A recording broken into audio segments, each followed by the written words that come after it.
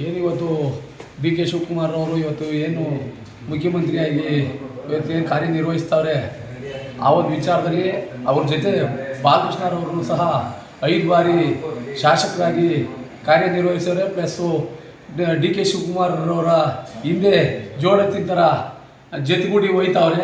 ಅವ್ರಿಗೆ ಬಾಲಣ್ಣರವ್ರಿಗೆ ಕಾರ್ಯವೈಖರಿ ನೋಡಿ, ಯಾಕೆಂದರೆ ಏನು ಯಾವುದೇ ವಿಚಾರಕ್ಕೂ ಡಿ ಕೆ ಶಿವಕುಮಾರ್ ಅವರು ಮುಖ್ಯಮಂತ್ರಿ ಆಗಲೇಬೇಕು ಅಂತ ಅವರು ಒತ್ತಾಯಿಸೇನ ಇಟ್ಕೊಂಡಿದ್ರು. ಅದೇ ರೀತಿ ಬಾಲಕೃಷ್ಣರವರು ಒತ್ತಾಯಿಸಂತೆ ಡಿ ಕೆ ಶಿವಕುಮಾರ್ ಅವರು ಮುಖ್ಯಮಂತ್ರಿ ಆಗವ್ರೆ.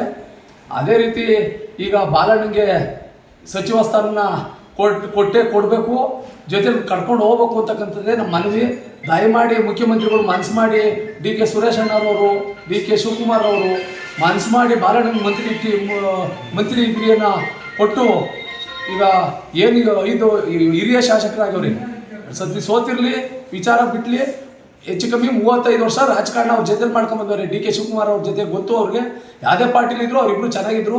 ಈಗಂತ ಅವ್ರ ಜೊತೆಲೇ ಇನ್ನೇನು ಇದೇನು ಅವಧಿ ಮುಗಿಯತಕ್ಕನೂ, ಇನ್ನೇನು ರಾಜಕೀಯ ನಿವೃತ್ತಿ ಆಗತಕ್ಕನೂ ಸಹ ಡಿ ಕೆ ಶಿವಕುಮಾರ್ ಅವ್ರ ಜೊತೆ ಬಾಲಣ್ಣ ಇರ್ತಾರೆ.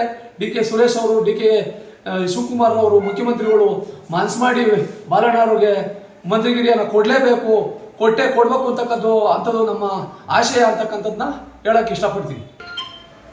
ಹೇಮಾವತಿ ವಿಚಾರವಾಗಿ ಡಿ ಕೆ ಸುರೇಶ್ ರವರು, ಡಿ ಕೆ ಶಿವಕುಮಾರ್ ಅವರು ಪ್ಲಸ್ ಬಾಲಣ್ಣ ಅವ್ರ ಜೊತೆಗೂಡಿ ಭಾಳ ಒತ್ತಾಸೆಯನ್ನು ಏರಿ ಹೇಮಾವತಿಗೆ ಹೋರಾಟವನ್ನು ಮಾಡಿದ್ದಾರೆ.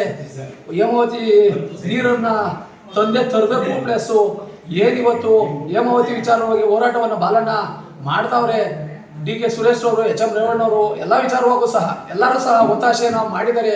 ಹಾಗಾಗಿ ಈ ಒಂದು ಸಚಿವ ಸ್ಥಾನವನ್ನು ಕೊಟ್ಟರೆ ಬಾಲಣ್ಣನಿಗೂ ಅನುಕೂಲ ಆಯ್ತದೆ, ಡಿ ಕೆ ಶಿವಕುಮಾರ್ ಅವರು ಮುಖ್ಯಮಂತ್ರಿ ಆಗಿರೋಕ್ಕೂ ಸಾರ್ಥಕತೆ ಆಯ್ತದೆ ಅಂತಕ್ಕಂಥದ್ದನ್ನ ಹೇಳೋಕ್ಕೆ ಇಷ್ಟಪಡ್ತೀವಿ.